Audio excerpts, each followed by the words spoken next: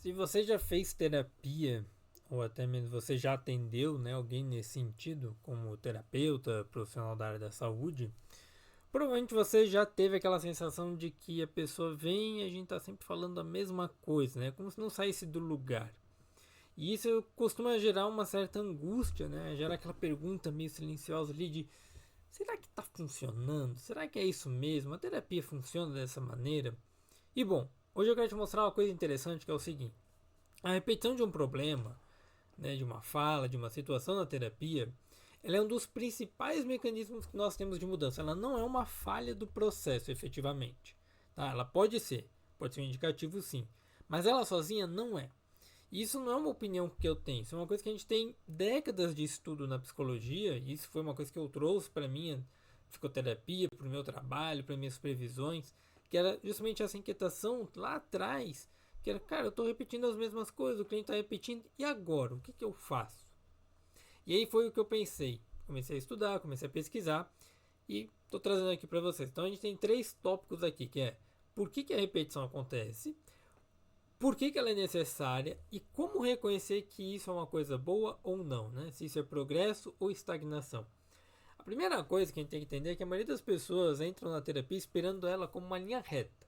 Você tem um insight, que é aquela grande reflexão, depois você tem a mudança e você tem um alívio, ou o objetivo, o cumprimento do objetivo.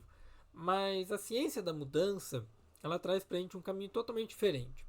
Isso nós temos o James Prochaska, nós temos o Stephen Hayes, lá em 2007, que fala mais ou menos o seguinte: eles demonstram que os períodos de aparente estagnação, né, de cara, tá tudo igual, tá se repetindo, ele até pode trazer uma sensação de piora, mas geralmente eles antecedem alguns avanços que são importantes para o processo terapêutico. Por quê? Porque você está tendo mais reflexões. Repetir um tema não é voltar para o mesmo ponto. É o que eu brinco com os meus clientes. Você não volta para estaca zero. O que acontece é que quando você retorna, agora você está em outro lugar interno. Você está numa espiral diferente. Por isso que a gente não fala em ciclos, a gente fala em espirais. Parece a mesma coisa, mas agora você tem um conhecimento diferente, você tem uma visão diferente. E é isso que faz com que você possa mudar. Até o Freud, que é um autor que em termos de eficácia, de evidência, ciência eu não sou muito fã, mas até ele traz uma coisa muito importante pra gente, que ele foi um dos primeiros a observar uma coisa que hoje a neurociência confirma, que é lá em 1920, acho que é no Freud Além do Prazer, uma coisa nesse sentido, ele propôs a ideia de compulsão à repetição, que é o nosso psiquismo, a nossa psique, ela retorna ao que não foi suficientemente elaborado, contemplado, como diria o James Prochaska hoje. Então, quando eu consigo contemplar um problema de uma maneira mais eficaz, eu consigo trabalhar ele. Mesmo com tudo que a gente tem, né, todas as revisões, todos os pensamentos e tudo mais, o ponto ainda é o mesmo, de a mente volta ao que não conseguiu integrar, o que ela não conseguiu trazer para si. Novamente, isso não é uma insistência irracional, é uma tentativa de resolução. Não é uma falha no processo terapêutico. Não é. É uma tentativa de busca pela resolução. É isso que nós temos. Então a compulsão à repetição ela é um mecanismo de progressão. Parece defesa, como alguns autores trariam nesse sentido, mas não é. Ela é um mecanismo que permite você se desenvolver. É um mecanismo que permite você alcançar novos patamares. Porque, normalmente, a repetição ao tema não é voltar ao mesmo ponto. É voltar a lugares similares, mas de uma outra lógica, com outras ferramentas, com outro conhecimento. E é isso que a gente acaba esquecendo. Na neurociência, o que, que a gente tem dentro disso, né? Para mim é uma das coisas mais importantes. As memórias emocionais, vamos dizer assim, elas não são arquivos fixos, elas não são estáveis, elas são sempre moldáveis. Tem um autor, acho que o sobrenome dele é Nader, lá em 2000 mais ou menos, e ele fala isso, ele demonstra pra gente que a memória ela está sempre sendo modificada. Ela está sempre sendo reativada, vamos dizer assim, né? Reimpressa. Porque a memória é uma impressão. Pense na impressora, você imprime um papel. Se você imprimir de novo, e tirando o xerox, né? Tirando a xerox da xerox da xerox, ele vai mudando. ele vai se apagando, ele vai se transformando, ele vai tendo reações diferentes. E aí entra no que a gente chama de um estado lábil, que pode ser simplesmente modificado. É ali que você começa a fazer as mudanças que você precisa. E aí você começa a entender, tá, então eu tenho a repetição, eu tenho a mudança ali, eu tenho outras memórias, eu tenho outras ativações, mas o que eu faço com isso? Reativar um tema ativa essas memórias emocionais. Então elas ativam caminhos diferentes. E aí o contexto seguro que a terapia proporciona, ela serve justamente para que a gente possa atualizar essa memória, vamos dizer assim, reimprimi-la de uma maneira a integração dela, a uma reconsolidação, e não no insight, na reflexão isolada. Então agora que eu entendi o meu problema, eu falo, cara, agora faz sentido. Aquele trauma então que eu vivi, ele aconteceu por causa disso, disso, disso, disso, e não só por causa desse um fator. Tem uma gama de fatores atrás que fazem com que eu me desenvolva. Interessante. Tá, e aí, o que eu posso fazer? Então eu tenho essa solução, mas não tenho só ela. Eu tenho um leque, um guarda-chuva, uma rede de soluções que servem para consolidar a mudança, iniciar o processo, fazer a manutenção das recaídas, que vão existir, obviamente, e a superação dos obstáculos. Então eu começo a entender que voltar num tema, similar a você voltar num filme, num jogo, num seriado, em coisas do seu passado, muda a percepção que você tem sobre elas. Um exemplo prático. Eu terminei de ver Stranger Things, todas as 5 temporadas, e eu comecei desde a primeira, porque eu queria fazer uma análise de tudo. Eu não queria só fazer uma análise da 5ª temporada isoladamente, eu queria lembrar de como era toda a narrativa e se ela ainda fazia sentido dentro do processo. Porque senão eu vou olhar a 5ª e vou olhar um monte de buraco. Mas eu olho toda a narrativa sendo construída e falo, aqui fez sentido, isso aqui encaixa com isso aqui. Então eu começo a encaixar os lapsos temporais que a gente tem da memória. Mesma coisa, peguei um jogo antigo, né, que eu tenho, que é o StarCraft, é um jogo da minha infância. E agora faz mais sentido, porque agora eu entendo melhor o inglês, eu entendo o contexto, eu consigo ler melhor as coisas que estão acontecendo. Então começa a entender, cara, a história é isso aqui.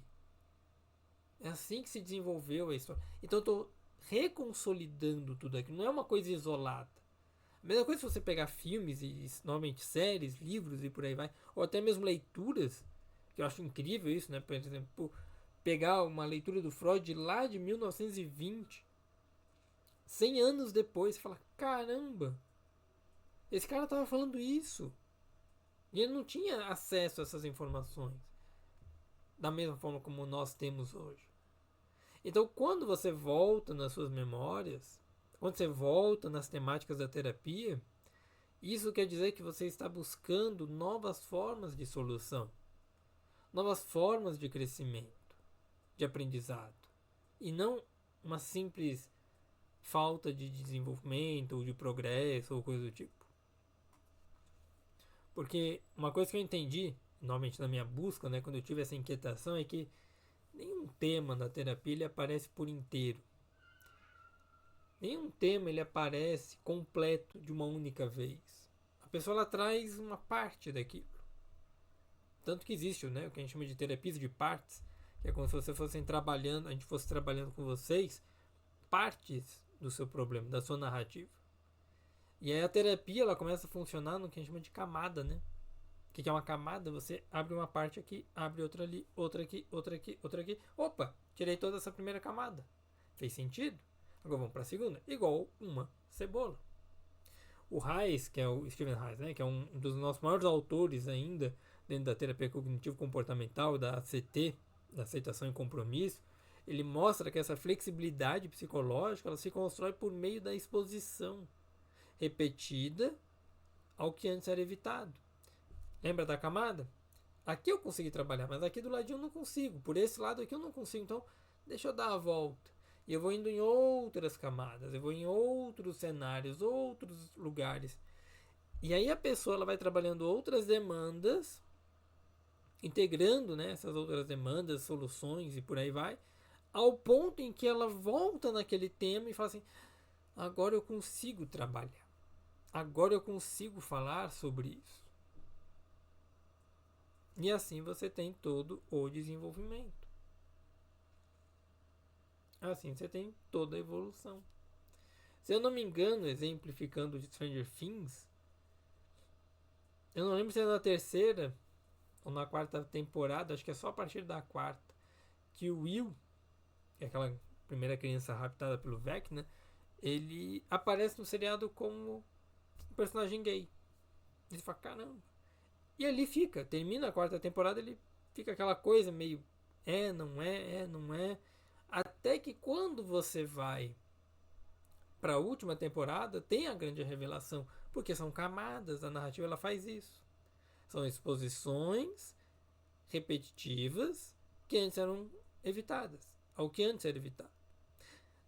No modelo de terapia que a gente chama de terapia focada na emoção, o Greenberg, em 2015, ele fala mais ou menos o seguinte pra gente. Ele descreve que essas emoções primárias elas ficam mais encobertas. São aquelas emoções mais básicas, né? O seu divertidamente, vamos pensar assim.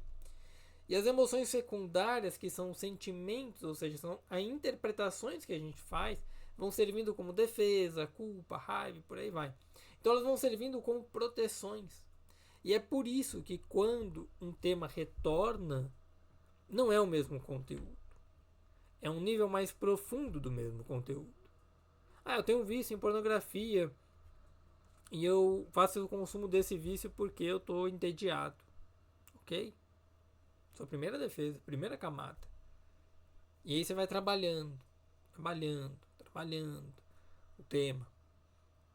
Até que a pessoa chega, não, vício em pornografia é porque, cara, eu não tô feliz com a minha própria vida. Eu não tô satisfeito com o que eu tô fazendo. E aí quando eu tenho que fazer as minhas coisas, aquilo me dá uma sensação ruim, de desconforto, porque eu acredito que eu não vou ser capaz. E eu, não sendo capaz, eu gero uma vergonha para minha família. Então, para me aliviar dessa vergonha, dessa culpa, eu consumo a pornografia. Entendeu a lógica? Pornografia tá aqui em cima. Problema básico. Mas a causa tá lá embaixo. Você vai passando por várias subcausas disso. Várias camadas do problema.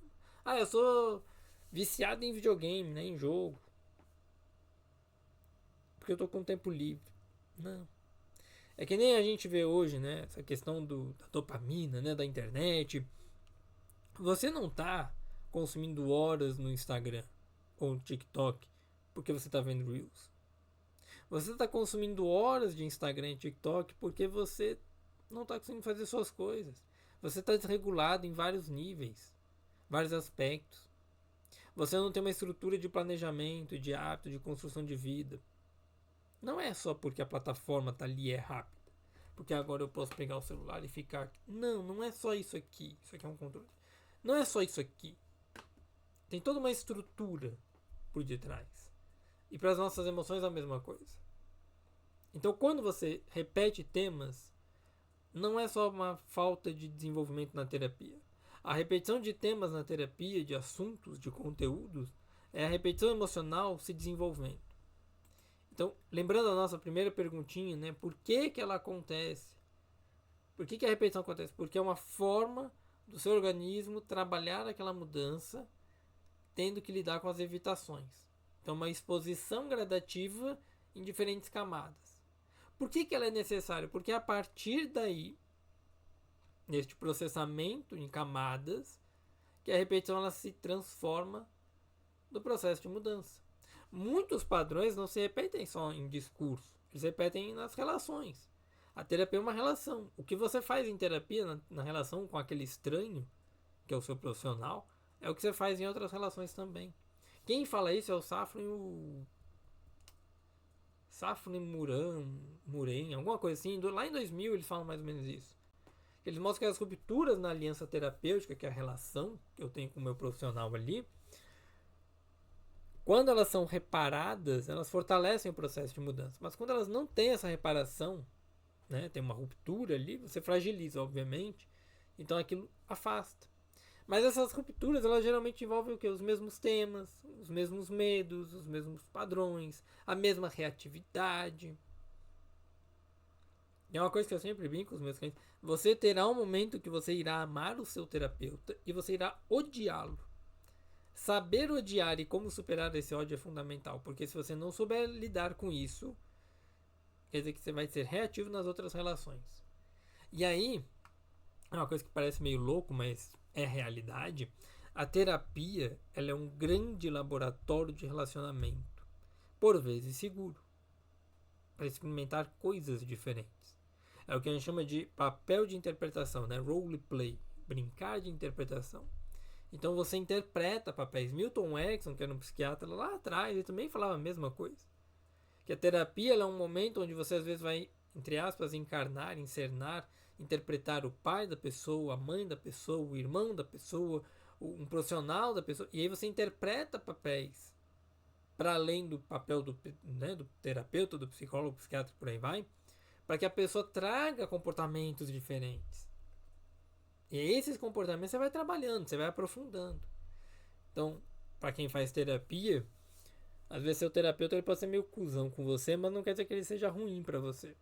Às vezes ele tá te alfinetando, mas não quer dizer que ele não acredite no teu potencial. É justamente usando o drama como ferramenta para mudança. E isso é uma parte fundamental do nosso processo. É uma parte que permite a terapia se desenvolver. Então, novamente, por que a repetição acontece? Ela acontece porque você trabalha em camadas. Não é tudo de uma vez. Por que ela é necessária? Para que você tenha um bom processo de mudança. Você vai tendo outras relações, outros repertórios, aprendizados ao longo da terapia. E isso permite você se desenvolver melhor. Não adianta querer trabalhar só com uma única ferramenta. Você precisa trabalhar desenvolvendo várias ferramentas, várias habilidades, várias formas de integrar aquilo ali ao teu sistema. Ao teu sistema. Entende? São essas práticas que fazem com que a construção dessa narrativa autobiográfica ela fique mais coerente. Isso não acontece em uma sessão. Não importa quanto queiram te vender isso. Isso acontece por meio de revisitações sucessivas.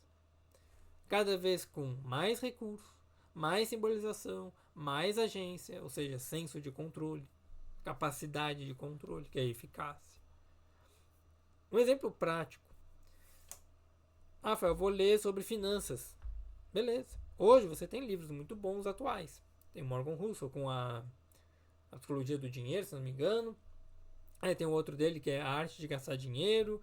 Tem os mesmos ciclos, repetindo os mesmos ciclos, uma coisa assim.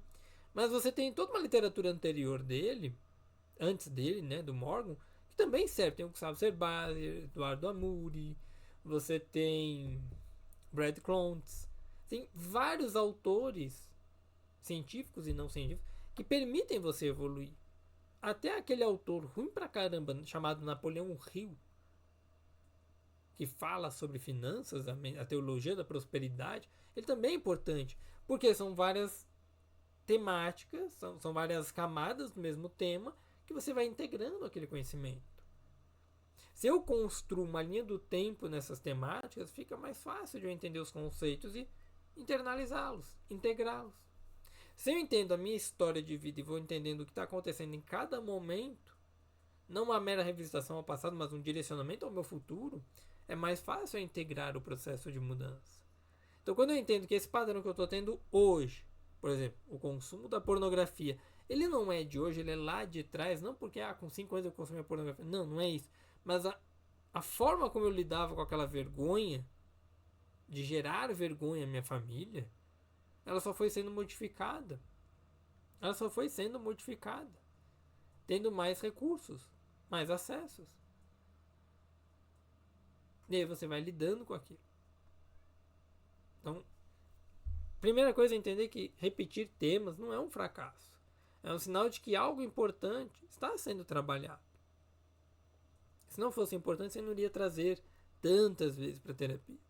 Para a gente, enquanto profissional, a pergunta não é isso já apareceu, mas é como isso aparece agora, qual é o contexto, qual é a mudança que eu tenho nisso.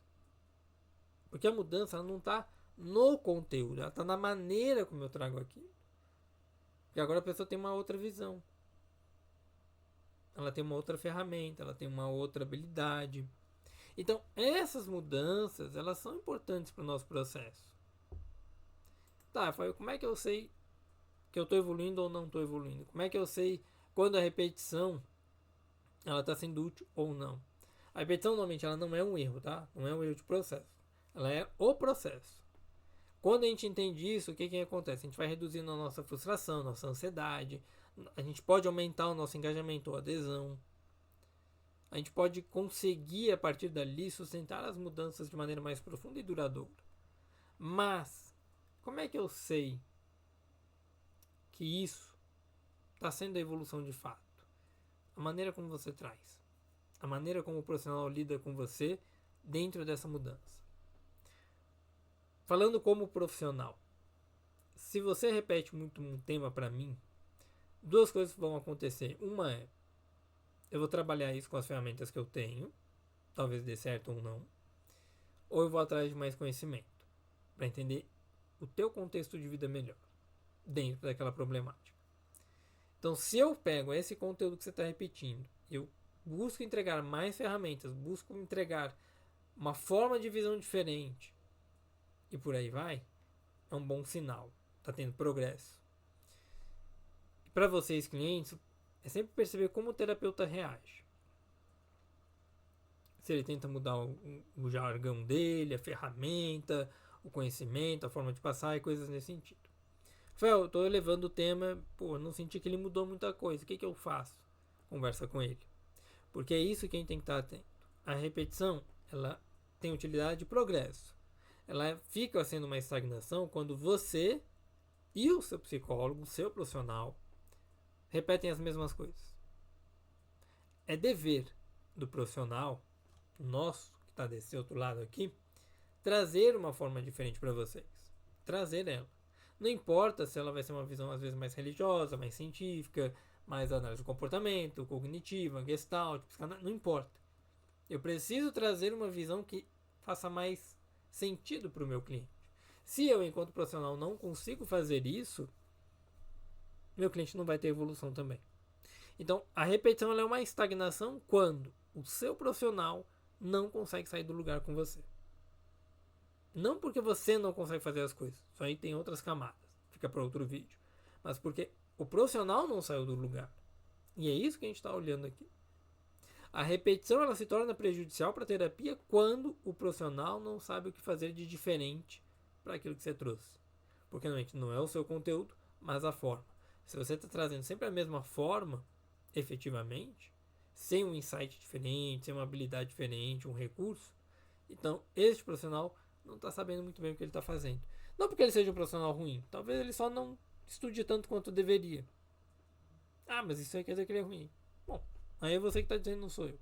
Então, fica atento a isso. A repetição por repetição não é um problema. A repetição é parte do processo de mudança. Ela é parte do que faz a gente evoluir. Repetir um tema várias vezes não quer dizer que seja ruim. Um exemplo prático para vocês, que são mais nerds como eu, é que nem você pegar um livro e você voltar em algumas páginas. Você vai ter que ler de novo. Mas continua evoluindo, porque ele vai explicar o mesmo conceito de novo. Ou, se você gosta de videogame, é que nem um jogo de RPG. Você não tem que ficar batalhando contra os mesmos inimigos várias e várias e várias vezes até evoluir de level. É a mesma dinâmica. Você está ganhando experiência. O problema é quando o inimigo está te derrotando toda vez e você não tem evolução efetiva daquilo ali. Você não tem uma mudança de reflexão de caramba, essa build aqui não deu certo, deixa eu trocar. Pô, esse lugar aqui tá ruim pra mim, deixa eu ir pra outro. Geralmente, a gente vai para aquela ideia de camadas. Então, a repetição ela fica ruim quando você está estagnado junto com o seu profissional. Se você estagnou e o profissional não, mas ele está evoluindo junto contigo, ele está te dando ferramentas, é uma boa repetição. Você está evoluindo. Beleza? Pensa nisso e qualquer coisa, deixa aqui nos comentários.